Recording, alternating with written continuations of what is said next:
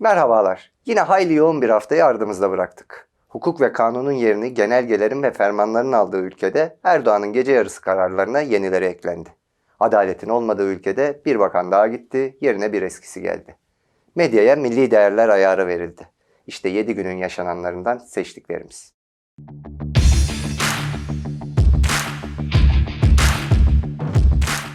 The Committee of Ministers of the Council of Europe initiated a sanction process due to the non-implementation of the European Court of Human Rights decree regarding the Osman Kavala case. It was decided that the file should be evaluated by the European Court of Human Rights. Thus, Turkey went down in history as the second country after Azerbaijan against whom a violation process was initiated.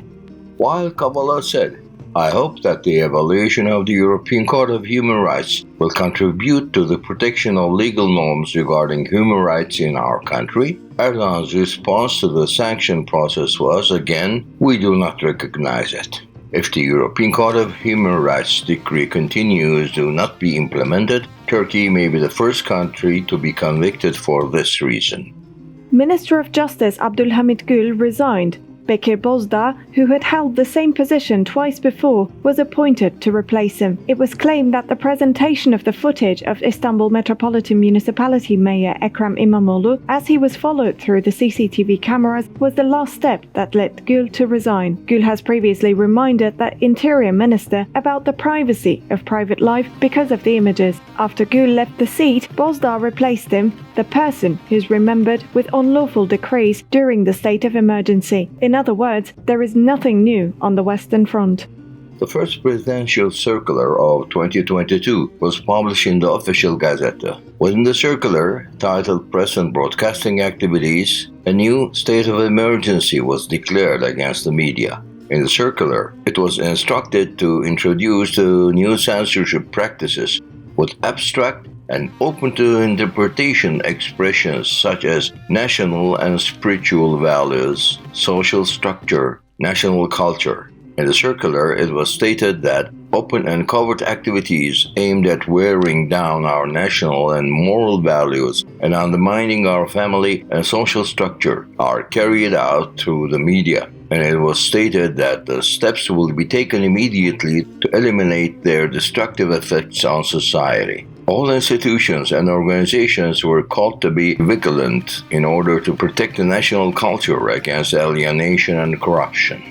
A child who was put on the stage by President Erdogan at the mass opening ceremony in Trabzon targeted Republican People's Party leader Kemal Kılıçdaroğlu and addressed him as Mr. Kemal. Erdogan and the ministers accompanying him laughed at the speech of the boy, who called Kılıçdaroğlu a traitor. A vote was demanded by a boy whose father has been in prison for 10 years and was asking Erdogan for his father's release. Nationalist Movement Party leader Devlet Bahçeli, the junior partner of the government, continued to target singer Sezen Aksu, whom Erdogan preferred to remove from his target board. Bahçeli's target this week included Republican People's Party leader Kemal Kılıçdaroğlu, journalist Sedef Kabaş, and Istanbul Metropolitan Municipality Mayor Ekrem İmamoğlu. The European Court of Human Rights ruled on a violation regarding the lifting of immunity of 40 parliament members from the People's Democratic Party in 2016, including former People's Democratic Party co-chair Selahattin Demirtas. The court ruled that the immunity of the parliament members was lifted in violation of the constitution and that their freedom of expression was violated.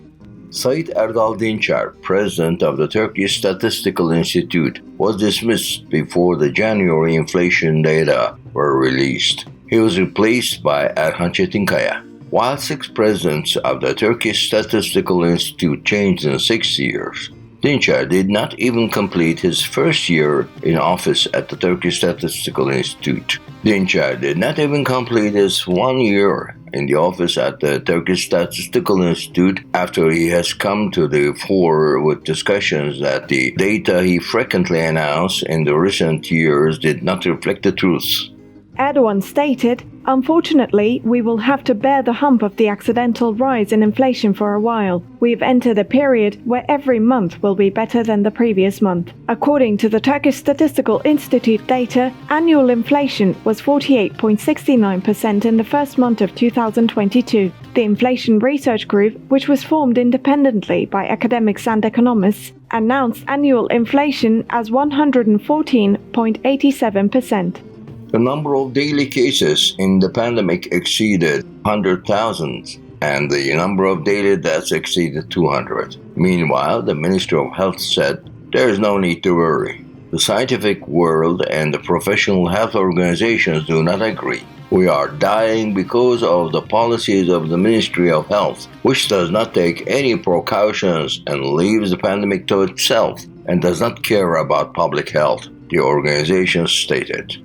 Naci İnci, the trustee rector of Boğaziçi University, appointed himself to replace the dean of the Faculty of Arts and Sciences he had dismissed. Gürkan Kumbaroğlu was appointed instead of the dean of the Faculty of Economics and Administrative Sciences, who was dismissed, and Fazıl Önder Sönmez was appointed to replace the dean of the Faculty of Education, who was dismissed. Thus, while the trustee staff were appointed to the three faculties where the elected deans were dismissed, in Boğaziçi University, practically 4 people are managing the 10-member committee at the university, which consists of the rectorate and deans. Gelelim haftanın ifade özgürlüğü gündemine. Türkiye'de ekonomik görünüm her geçen gün kötüleşirken, düşük ücrete mahkum binlerce çalışan insani ücret artışları için grevlerle ve eylemlerle seslerini duyurmaya başladılar. Her zaman olduğu gibi yine karşılarında kolluk kuvvetlerini buldular. Valiliklerin eylem yasaklarına, erişim engellerine, açılan soruşturma ve davalara da yenileri eklenmeye devam ediyor.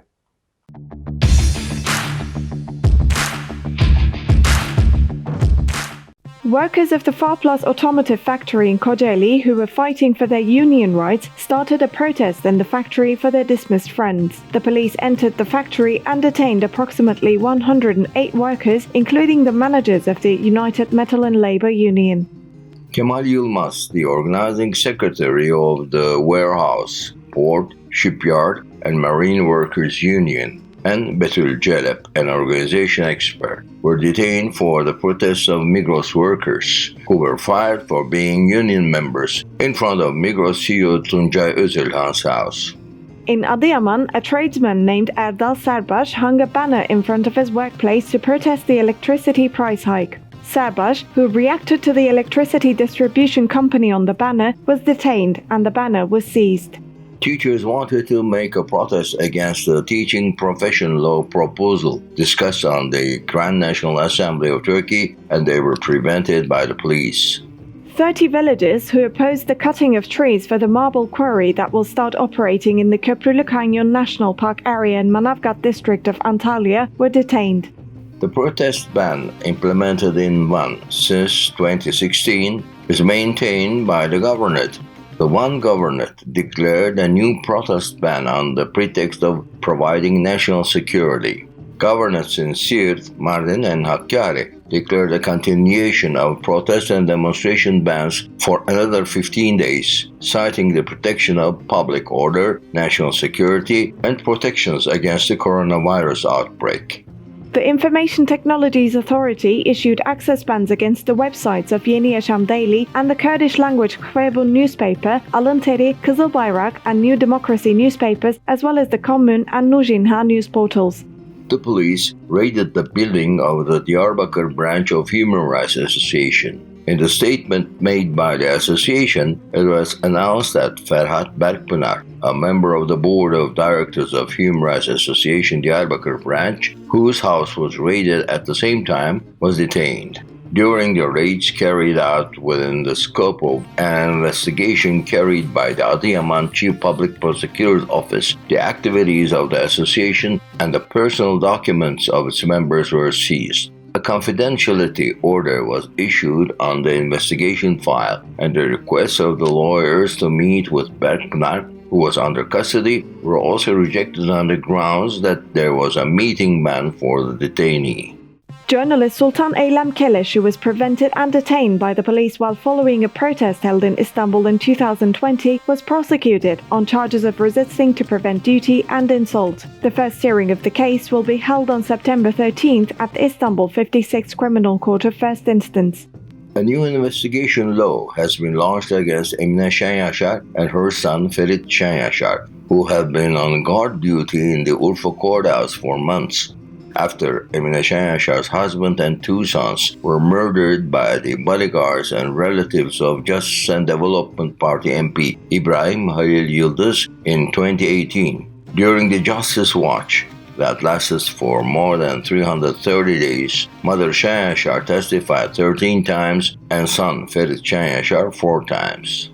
Following the complaint of Lieutenant General Musa Çetil, who was tried and acquitted for 13 unsolved murders in Derik district of Mardin, an investigation was launched against Evrensel Daily columnist Sevda Karaca on the charge of targeting those taking part in the fight against terrorism, insulting a public official, and making propaganda for a terrorist organization because of her article titled "What Does the State That Protects Musa Orhan Say to Women?"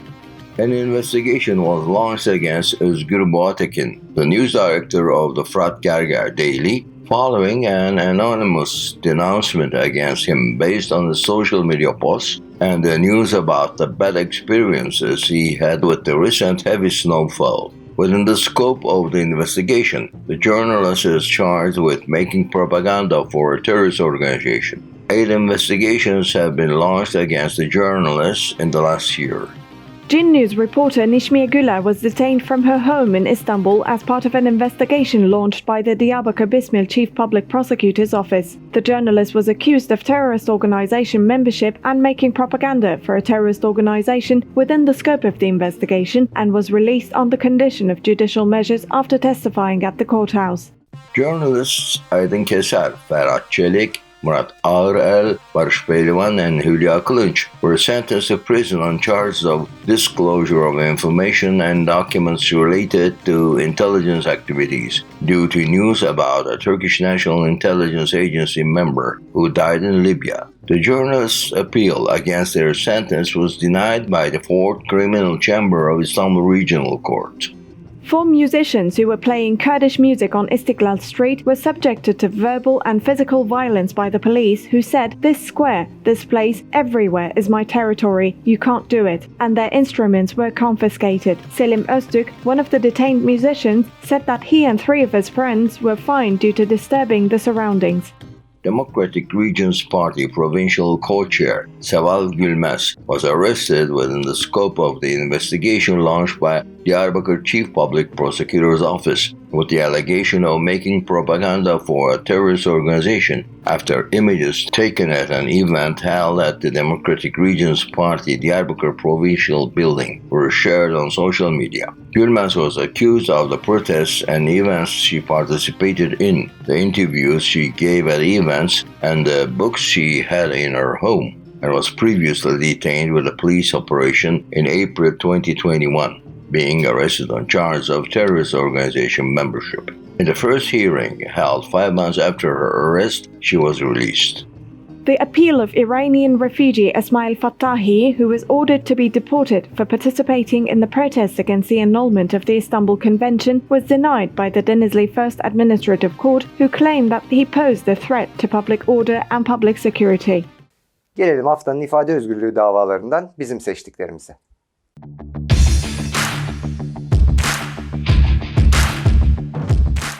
Muğla Second Assize Court sentenced 7 people in the lawsuit filed against 9 members of Sherzan Kurt Özgür Youth Association on charges of terrorist organization membership and making propaganda for a terrorist organization. Considering press statements and other activities and associations as illegal organizations' activities, the court sentenced 7 people to 9 years and 3 months in prison. Conscientious objector Şendoğan Yazıcı, who was prosecuted on charges of violating the military criminal code, was sentenced to 1 month and 20 days in prison by the Borçka Criminal Court of First Instance. Conscientious objector Reha Eskiler was prosecuted at the Zonguldak Third Criminal Court of First Instance on charge of violating the Military Criminal Code, was sentenced to 5 months and 18 days in prison. In addition, a new lawsuit was filed against Eskiler with the same accusation. Journalist Buse Söğütlü was acquitted in the lawsuit filed against her on charges of targeting those taking part in the fight against terrorism for a tweet criticizing Judge Akın Gürlek. The Istanbul 23rd Assize Court decided to file a criminal complaint against the journalist on the charge of insulting a public official. The lawsuit filed against Eren Tutel, the sports editor of the daily Bir Gün, who was accused of insulting a public official on the grounds of his news about the Turkish Wushu Federation, has been adjourned to May 24. The trial of the families of victims in the Çorlu train massacre continued at the Ankara 50th Criminal Court of First Instance due to the press statement they wanted to make in front of the Constitutional Court on June 12, 2019, demanding the prosecution of those responsible. During the press statement, they were attacked by the police. The hearing was adjourned to February 11th. The lawsuit filed against Özgür Gündem substitute editors-in-chief Şebnem Korur Fincancı, Erol Önderoğlu, and Ahmet Nesin, whose acquittal verdicts returned from the appeal, was adjourned to June 14. The lawsuit filed against artist Ferhat Tunç on the charge of public incitement to hatred and enmity due to his social media post was adjourned to June 29th. The lawsuit filed against journalist Ahmet Kanbal on the charge of targeting those who took part in the fight against terrorism and insulting a public official was adjourned to March 2. The lawsuit filed against journalist Ismail Saymaz, who was accused of insult for an article he wrote about abuse in a cult, has been adjourned to May 31st at the Istanbul 35th Criminal Court of First Instance. Haftaya yeniden görüşmek dileğiyle. Hoşça kalın.